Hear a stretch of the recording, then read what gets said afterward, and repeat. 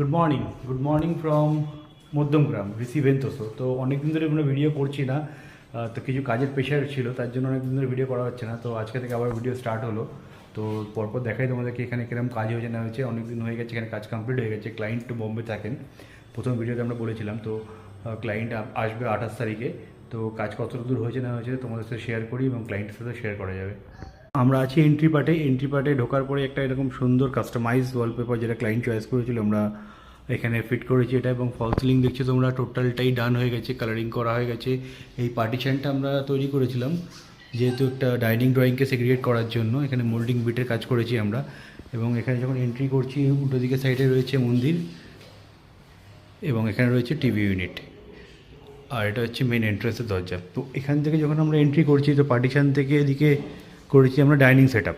এখানে একটা crockery section দেওয়া রয়েছে উইথ গ্লাস প্রোফাইল পাল্লা, আর এটা হচ্ছে কালার। এখানে এসি পয়েন্টটাকে আমরা সরিয়ে দিয়েছি, এখানে ফ্রিজ পয়েন্ট করা হয়েছে, এখানে ডাইনিং টেবিল চলে আসবে।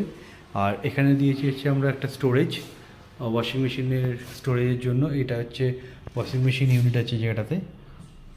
আর এটা পুরোটাই একটা ক্রকারি সেকশনের মধ্যে চলছে, ফ্যান সব ফিট হয়ে গেছে।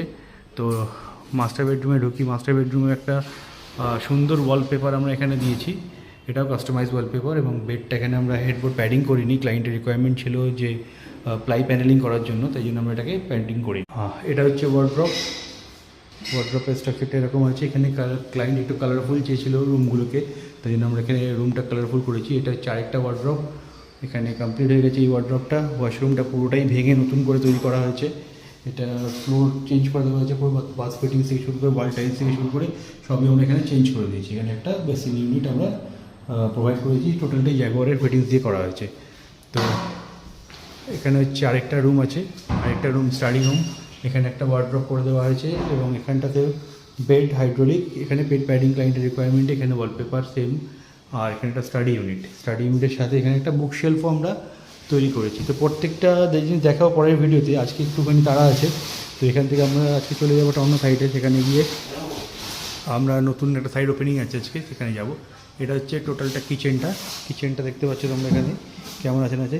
এখানেও একটা বাথরুম আমরা তৈরি করেছি, এই বাথরুমটাতেও পুরো ভেঙে আমরা নতুন করে রেডি করেছি। তো এখানে আরেকটা গেস্ট রুম আছে, তো গেস্ট রুমটাকে একবার দেখিয়ে দিই। এখানে রয়েছে ওয়ার্ড্রপ, প্রোফাইল সিলিং আমরা এখানে করেছি, উইদাউট ফল সিলিং ভাইবস আমরা এখানে তৈরি করেছি। এটাও একটা সুন্দর কাস্টমাইজ ওয়ালপেপার এবং এখানেও হেডবোর্ড প্যাডিংটা সেমই রাখা হয়েছে টোটালটা।